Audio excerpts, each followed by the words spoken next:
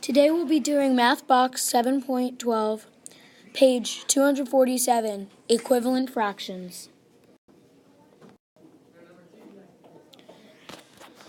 There are two rules that you can use to find the equivalent fraction for a fraction. One is multiplication.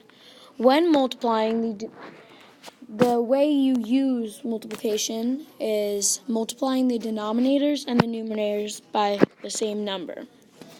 There's also the other rule is dividing.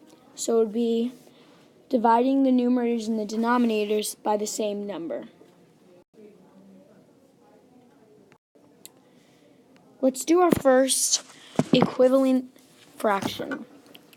So what it wants us to do is find the equivalent fraction for 2 over 24. So what we're going to do, let's first do some multiplication. So let's do times 2. The number you can multiply it by almost any number. Smaller numbers are easier to do, but if you want a challenge, then you can do larger and greater numbers. So then we're going to do times 2. 2 times 2 equals 4. So 4 is the numerator.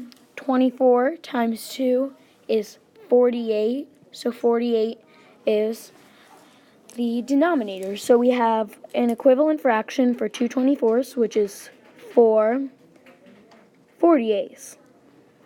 Let's do the next equivalent fraction. 6 over 16. So just so you can get the point of getting the equivalent fraction, let's do division for this time.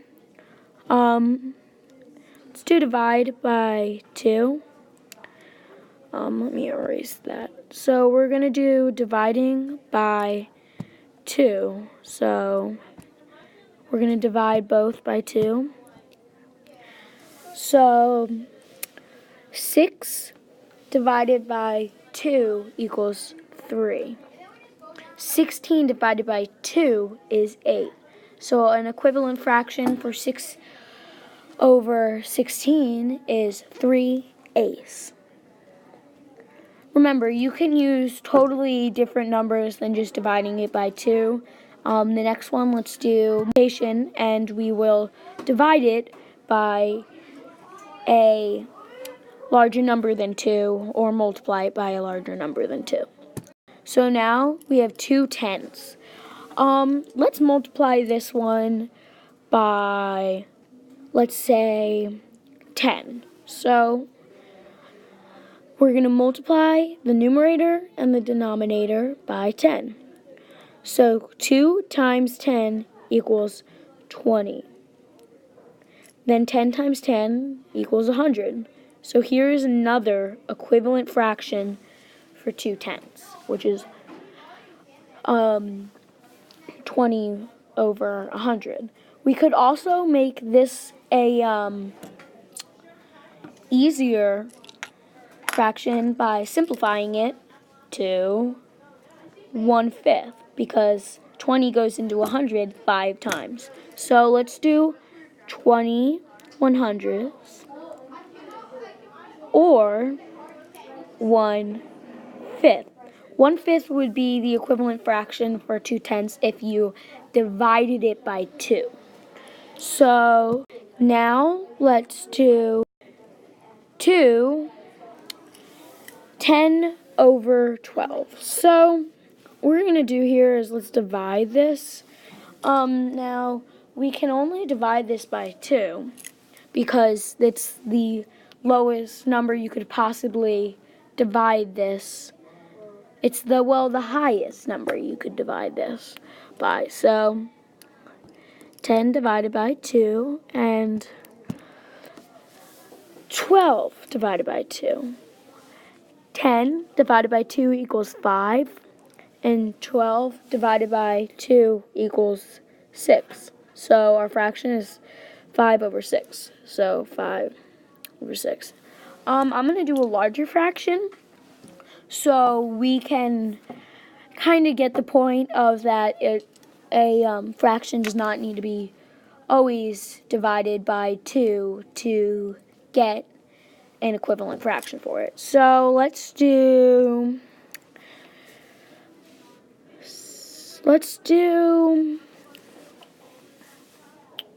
find a fraction that would be good. Here. So let's do 20 over 100, the fraction that we just did on the other page, which would be probably a good fraction to do.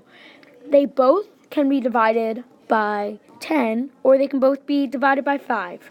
Let's do 5 because I think 10's a little easier in this situation. So 5's still kind of easy, but we can find the equivalent fraction for this by dividing it by 5. So 20 divided by 5 equals 4. Now 100 divided by 5 equals 20. So 4 over 20. Let's simplify that so it's an easier fraction to understand. Let's just divide them by 2 because it's the greatest number you can divide them by. So 4 divided by 2 equals 2, and 20 divided by 2 equals 10.